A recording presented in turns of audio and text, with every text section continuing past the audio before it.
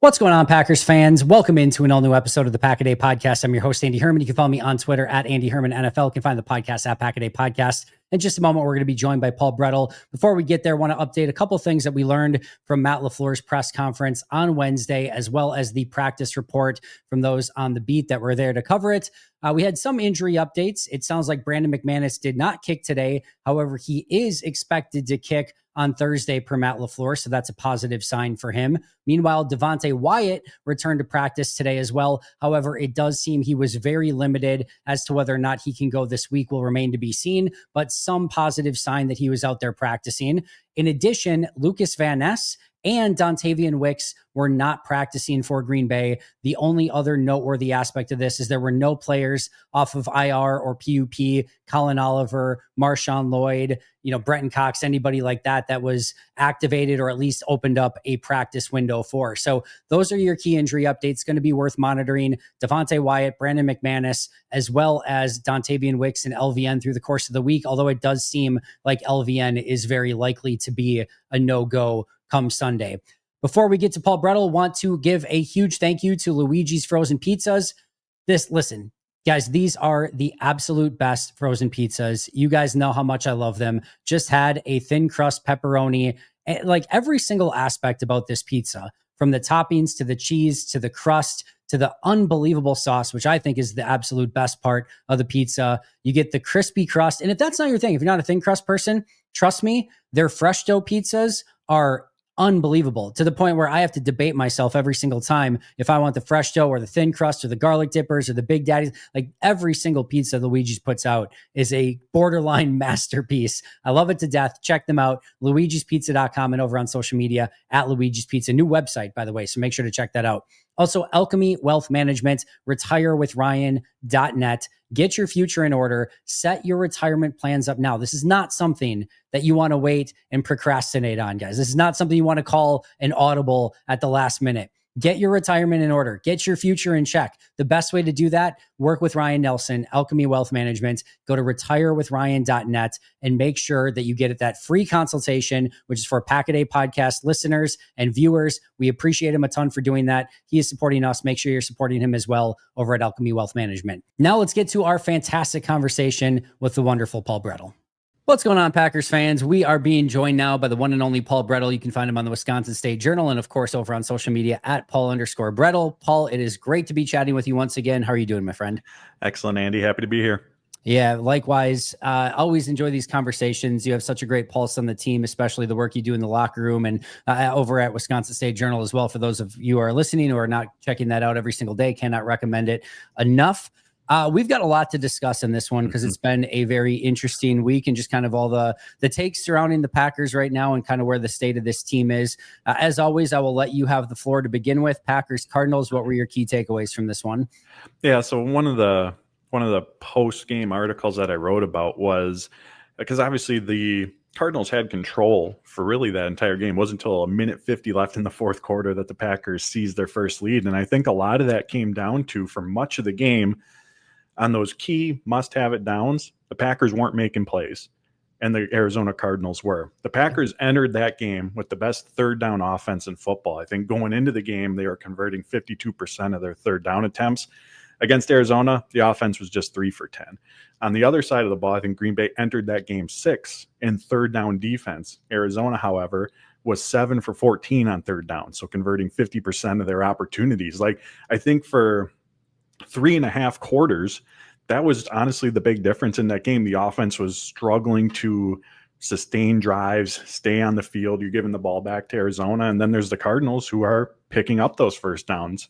Some of them were some third and long situations where, man, the defense just has to get off the field. And credit to the Arizona offense, because they were the passing game with Jacoby Brissett, again, getting the ball out quickly. They were just generating positive plays, right? There weren't a lot of those explosive plays down the field, but you're picking up steady yardage. You're staying ahead of the sticks. You're giving yourself manageable down and distances. And on the flip side of that, the Green Bay offense, they were finding themselves, I think, in a lot more kind of second and long, third and long opportunities. And obviously those are going to be more difficult to convert. So to me, the narrative of that game for for 3.5 quarters was dictated by those must-have-it situations. But again, as the Packers have done in the fourth quarter, especially on offense, this is 3 weeks now in a row, or 3 games in a row now, Dallas, Cincinnati, and then Arizona. Like, for the ups and downs that the offense has had, man, when the fourth quarter arrives and they have to find their way to put up points, respond to the opponent putting up a touchdown, I mean, they have done it 3 weeks in a row now. It's really, really impressive how they're coming through in these clutch must-have-it moments in the fourth quarter, and that's what happened in this game. The defense gets the fourth down stop on 4th and 1 at midfield, gives the offense a short field. Green Bay goes down, obviously converts their own fourth down in that game, which they were 2 for 3 on. So despite the third down issues, they did find some success on fourth downs. They take the lead, and then on the ensuing possession, the defense gets that fourth quarter stop, that something that's been missing in recent games as well. So for much of the game, the Cardinals kind of dominated those third down scenarios, and I think that was the real differentiator. But the last 3 possessions, the defense got off the field, the offense converted their opportunities, and they were able to get the go-ahead score and ultimately put the game away. I want to actually take it a step further, because while I agree it's been the last 3 games, I think you can go back even further. So Washington Commanders, they're dominating that game the entire game. It's 17-3 in the third quarter. Green Bay, they're in complete control. Early fourth quarter, Washington goes down, scores a touchdown, makes it 17-10. And with 9 minutes left in the fourth quarter, it's a 1-score game. Green Bay gets the ball back on offense. They go 3 and out there, anything like that. And all of a sudden, it could potentially be a scenario where Washington can go down and tie, or probably tie, not take the lead. I don't think they're going to go for 2 there, but they get the ball, immediately go 9 plays, 65 yards, capped off by a touchdown to make it 24-10 and basically put it away. Cleveland Browns game is 10-10. The Browns just get that touchdown after the interception, but Jordan Love, yes, the field goal ends up being blocked in the end on special teams. Not the offense's fault. They go 5 plays, 35 yards, take 2:40 off the clock, and basically bring it down to only, I think less than a minute left. And have a very makeable game-winning field goal. The offense, when they had to have it, immediately moves down the field to get in field goal range. The Cowboys game, like you mentioned, I mean, from the third quarter on, that game, every point matters to stay in that game. They get touchdown, touchdown, touchdown, and then again, the final drive, absolutely have to have it in regulation. They go 7 plays, 39 yards, and 43 seconds to tie it up in regulation. Then Dallas gets the field goal in overtime. They go 13 plays, 64 yards to tie it up. We know that should have probably been a little bit better based on some time management stuff, but still they go down, get the game tying field goal at the end. Even Cincinnati, Cincinnati game, Cincinnati gets the touchdown to cut it to 6 points, a 10 play, 65-yard drive, 3:22 left. And Green Bay immediately goes 7 plays, 41 yards to kick the field goal and make that a 9-point game, 2-possession game, including that big play to Matthew Golden. And again, this week, absolutely have to have it down 23-20, go 10 plays, 48 yards, get the game-winning touchdown, including that huge 4th down play from Love to Tucker Kraft. So I am right there with you. It's something I've been thinking about as well in those game-changing, have-to-have-it clutch moments. This team offensively has been about as clutch as you can possibly imagine, other than, again, maybe not getting a touchdown at the end of that overtime sequence against Dallas. Tough to ask too much more of the offense from what they've done so far.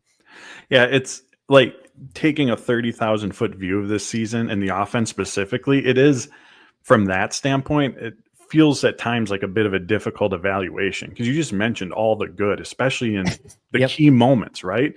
But then the first half of the Cardinals game, the third quarters against Detroit and Washington, the Browns game, like there's just these lulls that make their way and manifest in there as well. And overall, I think they're still 7th in scoring. They're like 12th in yards per play. Like, there is so much good that has happened with this Packers offense this season. But again, there's those stretches. And LaFleur mentioned post game, I think he was asked something to the effect of kind of, where are you right now offensively in terms of where you want to be? And he said, we still got a ways to go. And you can see that in the execution, but in certain instances, but not to be lost either, is that this group is still, like, they still put up 27 points in Sunday's win. It's not as if this was a 13-point game for them either. So they're still finding ways to put up points. And that should be for the fans out there, that should be the exciting part, right? We talk about it on here a lot. You're striving to be your best at the end of the season. And for the Packers, as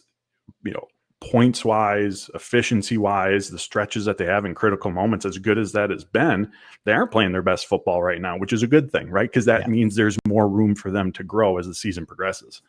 They are right now 6th in the league. I think it was 7th in the league. 7th in the league in points per game. I think you maybe mentioned that. In their last 3 games, they're averaging 31.3 points per game, which is 3rd in the league over the last 3 weeks. Or last 3 games at least. Their offense still is really impressive overall. But to your point, it has these moments where you're like, what? They should never have had 6 points at halftime in this game. And really 3 of those were a pretty miraculous 3 points at the end of half where you get 1 completion and then a 61-yard field goal. But it does feel like there's so much more out there. I mean, maybe they can just play games like it's the last drive or they have to have it drive every single time. But it is perplexing that they can't have a little bit more consistency. And I get offense in the NFL is hard. You're never going to just go down and score every single time or whatever. But it does feel like they either shoot themselves in the foot or overthink things, or there have been a couple, interesting play calls to say the least here and there. They just got to find a way to be a little bit more cohesive and bring that all together. One of the ways to do so would, I think, be getting this run game going a little bit more. That being said, I thought Matt LaFleur said it very appropriately in his press conference on Monday. The Packers don't win this game without Josh Jacobs, despite maybe not having the 1A run blocking that, you would like for him. He is still able to make plays. It's not the sexiest box score ever that he has in this game, but he has the 2 touchdowns. And when Green Bay absolutely had to have it, he put this team on his back and made sure he got the team in the end zone. Yeah, anytime Green Bay entered the red zone, it was Josh Jacobs' time. Obviously, we saw the 2 rushing touchdowns. I wrote about his performance and then kind of what went into the decision making, right, with the calf injury to get out on the field. And I went through the play-by-play for the game. The Packers had 10 red zone plays against Arizona.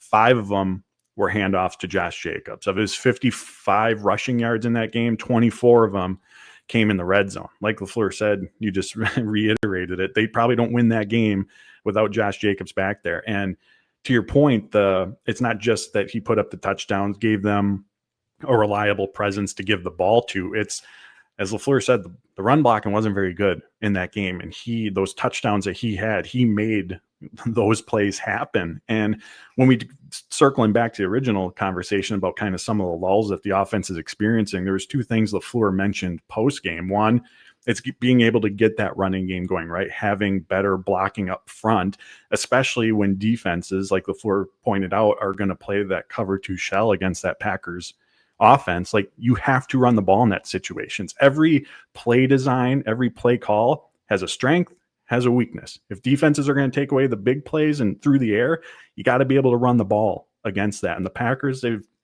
haven't been able to generate those chunk plays, and sometimes even getting just steady positive plays, 4 or 5 yards to keep you ahead of the sticks, has been a struggle as well. So that's one component to those lulls. The other thing Matt LaFleur mentioned, and he was shouldering the blame himself for this, is I think some of the play calls against those cover 2 shells. Like, if they're going to take away the deep ball, being okay with that and being okay with going, all right, we just have to put together maybe a 8, 10, 12 play drive to plot our way down the football field. So I think based on what LaFleur said, those are kind of 2 areas of emphasis for this team. Penalties are also an issue against the Cardinals, but I think those are 2 kind of more X's and O's game planning aspects for the Packers, where they can try to eliminate, you're not going to eliminate the lulls, but maybe you can reduce, one, how often they happen and how long that they are throughout the game.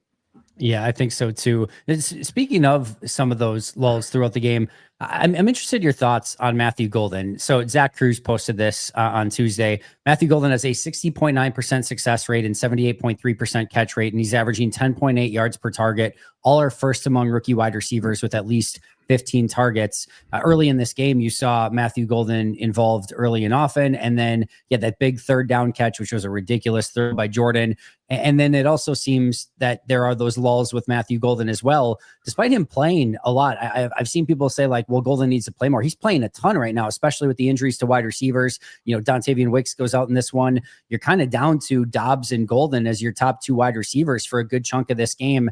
It just doesn't feel like he's maybe getting the ball. And I've been the first to say, Paul, we're going to be having this conversation every single week of like, why didn't so-and-so get the ball this week? It's just one of those offenses that has a lot of weapons, and there's always going to be somebody that feels like maybe they didn't get targeted enough.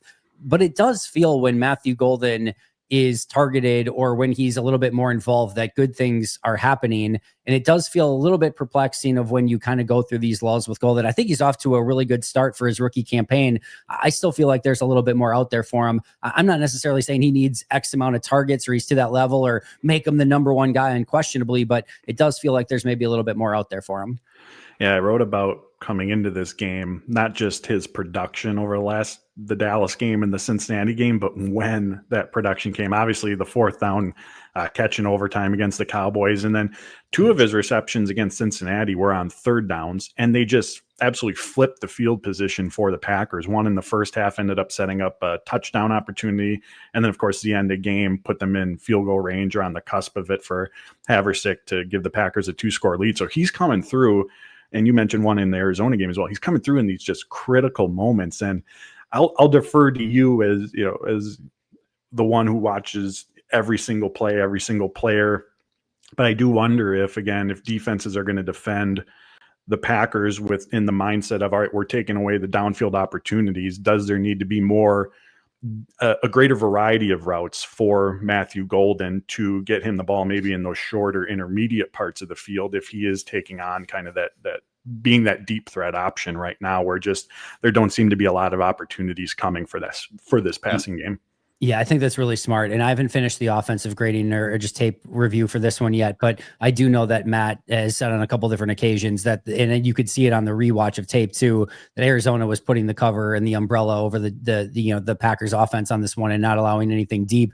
I think to your point, that's where maybe, can you get a couple, maybe, tunnel screens or bubble screens outside to Matthew Golden just to maybe get the ball in his hands and keep him cooking a little bit, just because again, it does feel like good things are happening with him overall. But I do think there probably was some of that from Arizona in this game of just trying to take away some of that stuff. And, it's tough to know right now, just offensively of, how great of a grasp Matthew Golden has on the offense, how many routes he knows, how many, different packages he feels comfortable in. So that could easily be a factor here as well. But yeah, it does feel like there's opportunity to maybe get him a little bit more involved. And I think overall the positive here is he's coming up with those clutch plays. It really looks good when the ball is in his hands. It looks good when he's being targeted down the field. His hands remain incredible. We saw last week that, little hitch play where he makes somebody miss and then shows off the acceleration and can take short gains and turn them into big gains. So there's a lot there. And I think as time goes on, we're just going to see more and more of that from Matthew Golden. On the defensive side, it's tough to start with a conversation about the defense without talking about Micah Parsons. I said earlier this week, I'm somebody that tries to take my eye off the ball when I'm watching the game and watch different aspects of it as much as I can. I'm struggling to take my eye off of Micah Parsons just because I don't know. And I've watched Reggie White, Charles Woodson, Zadarius Smith had an unbelievable first season in Green Bay that I still think is a little bit underrated for what he did overall. I don't know that I've ever seen somebody this dominant this often, where it's just like nobody has, like, even just double teams, which for most edge rushers in the NFL, most pass rushers in the NFL, it's like you can't get by two NFL humans. You're just going to get stopped. And then it's just like, no, I'm going to split those anyway. And you see two guys like still trying to hold him just to keep him in check. It is remarkable how good this guy is. It's dominance. Like that's what it is. That's what we're seeing on display. And this game, and more than others, right, that play showed up on the stat sheet, right? Those three sacks, the pressures, quarterback hits. And again, going back to sacks are great. We all know that. But when did those plays occur? Two of them inside the Packers 10-yard line on third downs. Again, if Parsons isn't on the field in those situations, we don't know how that play unfolds, but potentially 8 points were saved on those two plays by Micah Parsons. On Arizona's final possession, sack takes them from the 26-yard line, the Packers 26, down to the 35. Maybe they might have had to use a timeout after that play as well. Time's not on their side, 19 seconds left, 35 yards to go, no timeouts. Again, massive plays in huge situations. Like when this trade was made on August 28th, and they extended Parsons, like this is what you were envisioning, this type of performance. And again, the stat sheet reflected that dominance this week. But to your point, this has been his level of play has been at such an incredibly high level all season. The rate at which he is chipped, double teamed, even triple teamed is astounding. These numbers are a few weeks old now, but I'd written about Parsons during the bye week, and it was something like over 60% of the time he was double teamed. I think around 25% from Pro Football Focus, he was chipped. He was triple teamed like on 12% of his snaps. And those stats are a few weeks old, but it gives you an idea of what he's fighting through. And he's still one of the most productive pass rushers in terms of pressures, and just the attention, gravity that he draws, that he has. I mean, that has such a massive trickle down effect to everyone else on that defensive line. Lucas Van Ness when he's out there, Devontae Wyatt, Rashawn Gary. So Micah Parsons' full impact is never going to be fully recognized on the stat sheet. They're just their metrics aren't out there to fully quantify what he does. And again, his play in the run game as well, something Jeff Hafley talked about coming into this week's game. And last thing I'll say about Parsons is he, and even LaFleur on Monday, they seemed a little surprised by how Arizona had chosen to block him, where Parsons was asked, was this your most productive game or best game as a pass rusher this season? He said he didn't think it was in terms of how he played. He just had more one-on-one opportunities against Arizona than he had in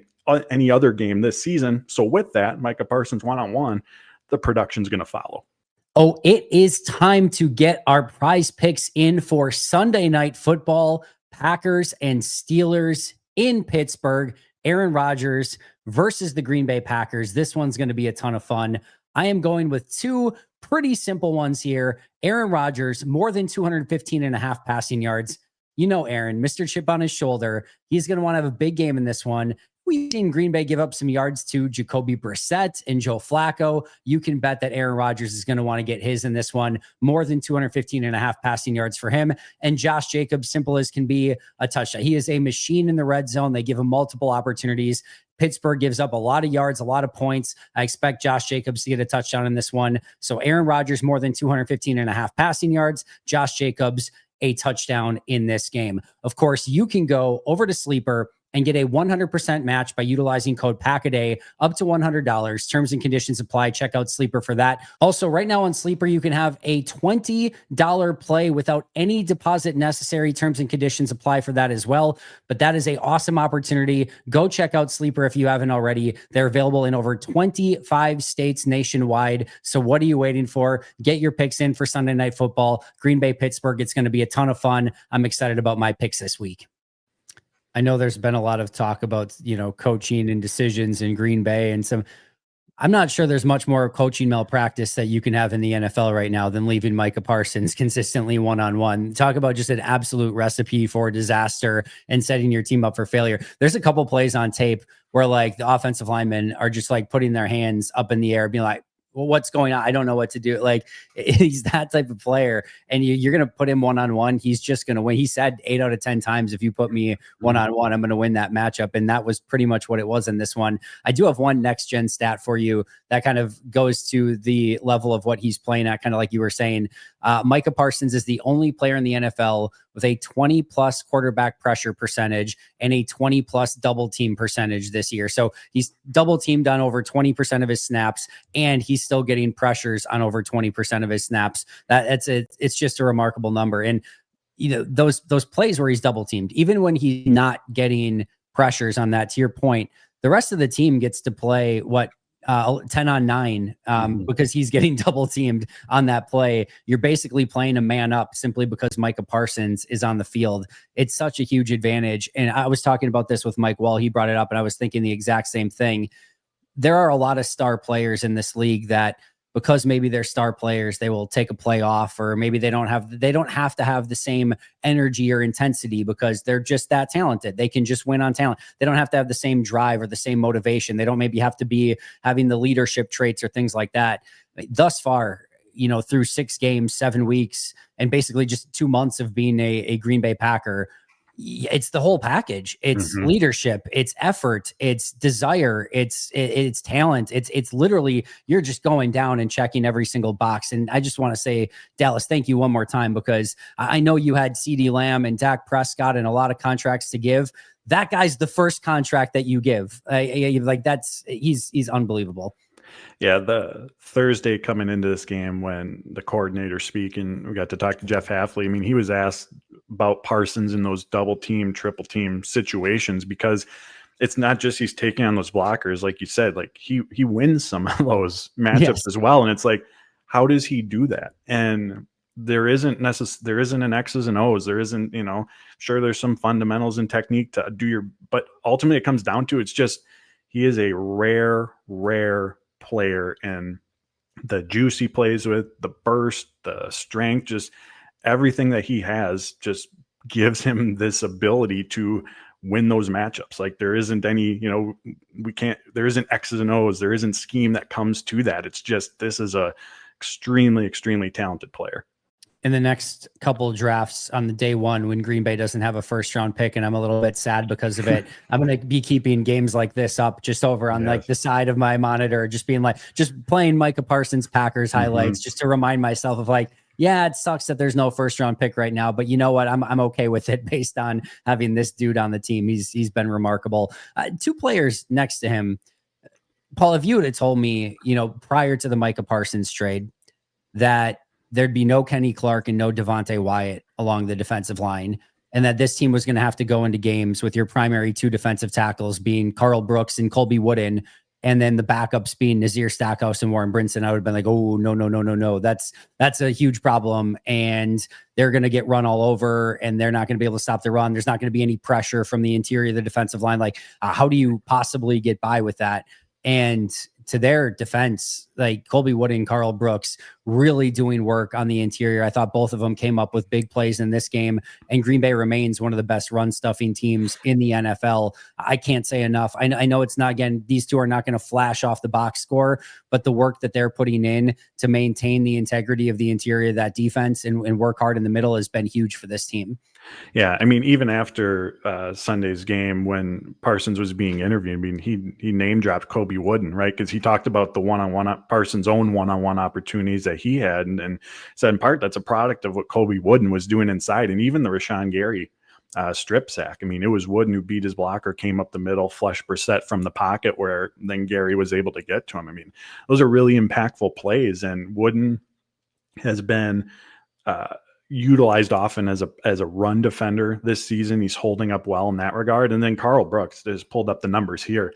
Among defensive tackles this season, he's tied for 17th in total quarterback pressures. And again, the Packers have one less game played than most teams because of that bye week, and he still ranks that highly. And going into the Bengals game, I wrote about Brooks specifically, and I asked DeMarcus Covington, the defensive line coach, just about what he's seen from him this season as a pass rusher. And he said when Covington first arrived to Green Bay in the spring, and he's watching the tape of these guys, one of the things about Brooks that leapt off the tape specifically was his ability to win one-on-ones. Like, you give Karl Brooks a one-on-one situation, he's going to win those matchups often. And that's where that production's coming from. And again, having Micah Parsons to help maybe provide more of those one-on-one opportunities is certainly helpful. But at the end of the day, when given that opportunity, you still got to go out and execute. You still got to beat the guy across from you. You still got to get to the quarterback. And Brooks is doing that.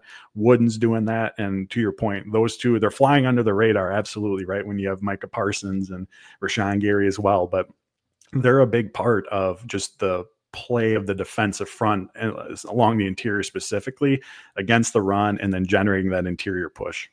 Yeah, I think so too. I could not be more pleased. I think Colby Wooden's having a great year, and Karl Brooks is putting in a ton of great effort as well. A huge holding penalty at the end of this game. Both of them, I think, are coming up big and really making their presence known for, again, a situation that I would not have felt super comfortable going into the season with. They've definitely made the most of it so far. Let's take a look ahead this week a little bit as we kind of move past Packers Cardinals and start looking ahead to Packers Steelers. The first thing is kind of some of the injuries to keep an eye on. Brandon McManus would normally feel like a big deal. However, Lucas Havrisik has been unbelievable, 10 for 10 in his kicks so far. Did not sound like Matt LaFleur is super optimistic about LVN playing this week. I think Devontae Wyatt's going to be a huge one to keep an eye on, as are Christian Watson, and then Dontayvion Wicks. He did not return to that game as far as I'm aware. And then we'll see if anyone else gets kind of activated, or at least their practice window opened. Guys like Marshawn Lloyd, Brenton Cox would probably be the ones to keep an eye on there. But where are you at from an injury standpoint as the Packers get ready for Pittsburgh? Yeah, like you mentioned, I think LaFleur's words are he's not optimistic right now about Van Ness being available. But again, he'll see how the week unfolds for him.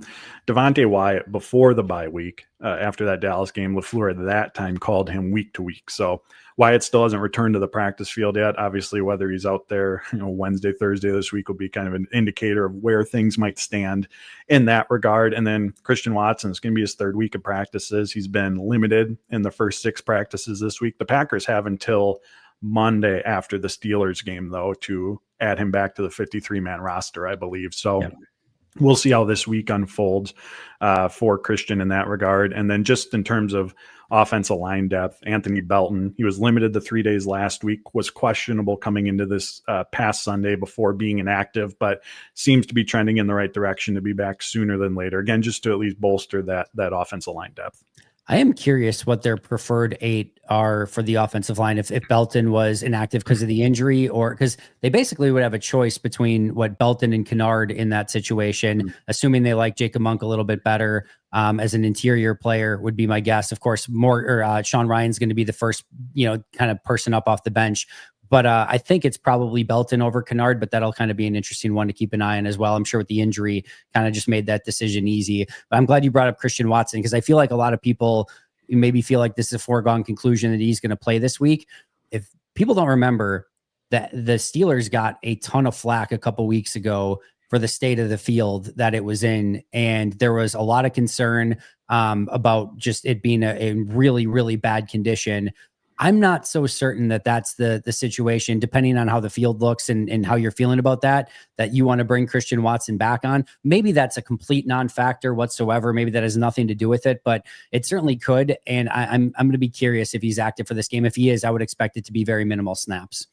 Yeah, and within the practices, I mentioned that he's been limited the first 6. Like, we're going to need to see him being a full participant as well first. And part of that is just getting those live reps, but also there's a level of confidence that has to come with the unpredictability of being in a team setting, right? Like, he's obviously for months now, right, been making the cuts, running routes, but there's just the unpredictability that you can't replicate in workouts, even in limited portion of team practices that happen when you're full go 11 on 11 for a team period. So I think that aspect of it, and just getting those banked team reps under his belt, are obviously going to be a big part of kind of taking that next step to being cleared and going back onto the field on Sundays. As far as this game goes, the last time the Packers won in Pittsburgh was in 1970, December 6th of 1970. Oh, wow. It's been a hot second since they've actually won a game in Pittsburgh. That's an interesting storyline.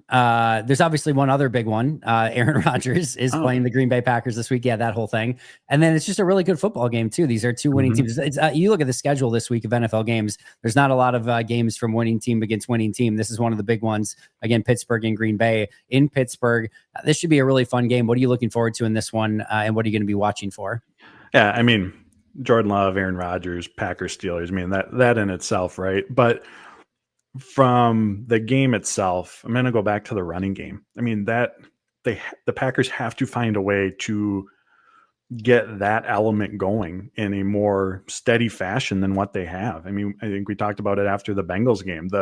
It's not a coincidence, in my opinion, that the offense as a whole really started to take off in that second half against Cincinnati, started to find their rhythm when they had a strong running game to lean on. Again, keeps you ahead of the sticks, out of predictable passing situations, but just this LaFleur offense, so much of how the passing game operates is tied to what you do in the running game, and those concepts building off each other and looking similar and how they work together.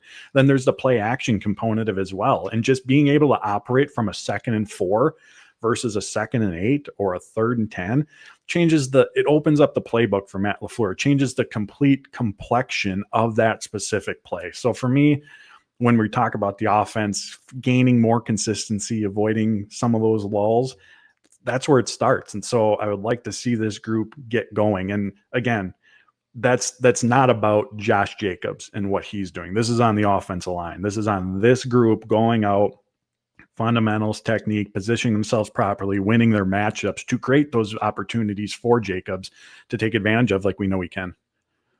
This one's so interesting. I think this has the ability to have a lot of fireworks in this one. What Green Bay has struggled against is veteran quarterbacks who get the ball out of their hands quick, who have a big receiver on the outside, and who play their tight ends and pass to their tight ends a bunch. Well, the Pittsburgh Steelers use their tight ends a bunch. We just saw Freiermuth have a huge game a week ago. Pittsburgh's coming off extra rest. They have DK Metcalf, jump ball specialist on the outside, and a quarterback, obviously, in Aaron Rodgers, who gets the ball out of his hands and can diagnose things quicker than probably almost anyone else in the league. And then meanwhile, Pittsburgh's defense gives up a ton of explosives, lots of yards, lots of points. And we know Green Bay's offense is capable of putting up those explosive plays and getting a ton of points. I think this one is really, really fun. To me, this comes down to turnovers, which I know is a lame, cliche, stupid thing, because of course every game does, but Steelers defense is very much boom or bust. Again, they give up a lot of those yards and points, but they get a lot of sacks, a lot of turnovers. And Green Bay's, defense is certainly pining for a couple of those turnovers as well to try to get themselves back in the positive in the turnover ratio. So this again, I think has the ability to be a really fun game. And I think it's going to be very close back and forth and should be a very entertaining Sunday night football game. Yeah, and just to your point on those turnovers, like Matt LaFleur said, a fourth down stop is a turnover. And the Packers, in their ability to generate that strip sack and then that fourth down stop, gave their offense short field in both of those instances. And then the complementary football aspect of it, the offense turned that into 14 points. So define the game, right? And was one of those game defining moments, those two plays, and then the offense's ability to capitalize on those opportunities. Yeah, I think so too. And that fourth down stop, I think, has probably not been talked enough, to be honest. That was such a massive play, and it's such a difficult play to stop. I know it's just a QB sneak or a little bit of a tush, but whatever you want to call it. But you've got a big quarterback in Jacoby Brissett, and it's really difficult to stop those. And Green Bay really showed up on that play and completely, I think, turned the game around on its side. I don't think Green Bay wins the game without that stop. So massive, massive play in that game. Paul, always amazing catching up with you. Any final thoughts before we get out of here? Anything you want to plug on the way out? We hit all the big stuff. You can just find my work over at the Wisconsin State Journal. Find me on ESPN Lacrosse Monday through Friday, and follow me on Twitter at Paul_Bretl. Yeah, he does fantastic work. Obviously, check out his interviews every week with John Papadopoulos on ESPN Lacrosse as well. Always fun and entertaining. Check him out at Paul_Bretl. You can find me at Andy Herman NFL. You can find the podcast at Pack-A-Day Podcast. That's going to do it for Paul and I today. But until next time, and as always, go Pack Go.